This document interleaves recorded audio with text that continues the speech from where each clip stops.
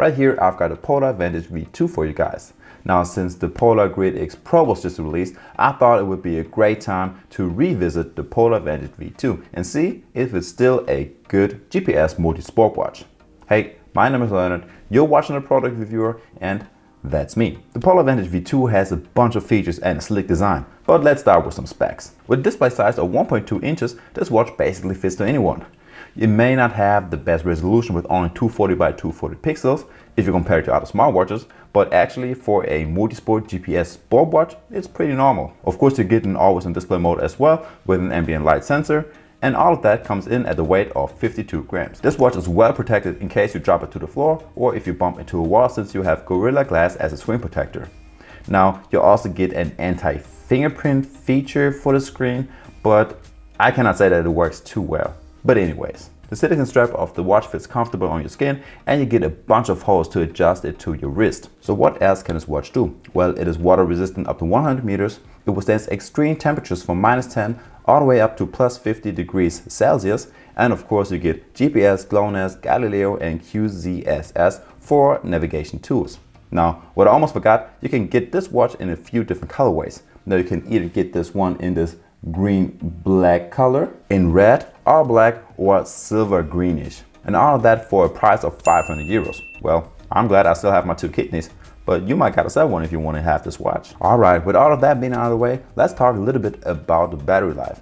And it's actually pretty good if you compare it to other sport or smartwatches. The Polar Vantage V2 packs the same 40 hours runtime in full GPS tracking mode as the Vantage V, but you now also get the endurance-friendly staying power of the Grid X, with an extendable battery life up to 100 hours with customizable lower GPS pulse rates. As with the Grid X, you can customize GPS power modes for specific sport profiles, and you can change power modes mid-session. In my test, the Polar Vantage V2 lasted about 4 full days before I needed to recharge it, and that was with about 6.5 hours of full GPS tracking and with everything else turned on. Now let's get to the sport profiles and the GPS and health accuracy. Overall, you have over 130 different sport profiles, which are all customizable in the Polar Flow app. Over here you can change the volume of the training sounds, customize your heart rate zones or the metrics that should be displayed during your workouts, like the workout time, heart rate, pace, and so on. Overall, you can have up to 4 different metrics displayed at the same time, so choose wisely, senpai. Now before starting an exercise, you can customize the battery life to make it last longer. You have backlight settings, your training suggestions, race pace, interval timer, countdown timer, and your back to start feature, which is very helpful in case you get lost in the woods and you need the fastest route back to your starting point. And all of your workout data getting saved on your watch and on your smartphone in case you want to look at how well you did. As for the GPS accuracy, let's say it's not the best, but it's not bad either. The lines are a little bit curvy and not 100% accurate, as I never walked straight lines even though I did. Also, the heart rate accuracy wasn't the best, as I was comparing it to my Polar H10 chest band. On average, it gave me a heart rate of 91 and a high of 114 beats, whereas the chest band gave me 98 beats on average and 128 beats as a high. Only the burn calories were about the same, but overall I'm not that impressed with the performance of a 500 euro sport watch. I know the chest band is like the gold standard for heart rate accuracy, but I think the watch could have at least performed a little bit better. Alright, enough of that. So let's talk about the watch faces and what features we actually get with the Polar Vantage V2. The first watch face is the time and date, which is not that exciting. Next up, we have our daily activity tracker, which counts our steps, burn calories, and active time. The great thing is that it counts the total amount of burnt calories, including your workouts. It's just something you always ask me. Next up, we have the usual cardio load status, our heart rate, training summary, and the nightly recharge.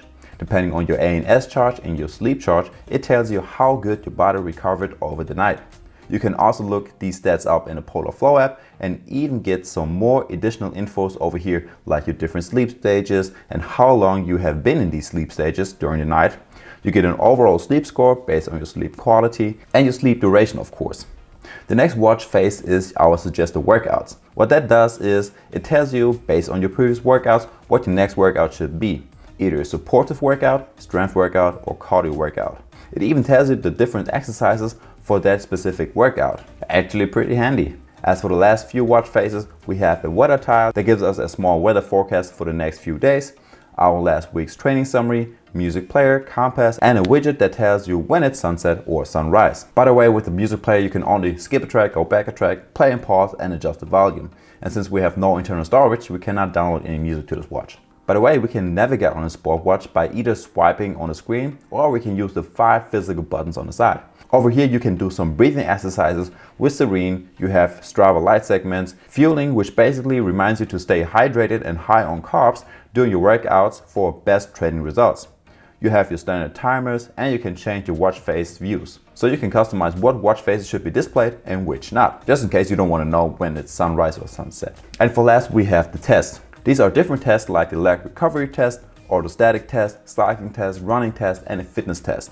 But don't worry, if you don't know how to do these tests, once you want to start any of these tests, you get a quick guide how to perform these tests and what it requires. And folks, that's already it. If you're interested in more Polar videos, I will leave some links over here or down in the description below. Also, smash the like button, subscribe to my channel, and click the notification bell to never miss out on any new content. And with that being said, see you next time.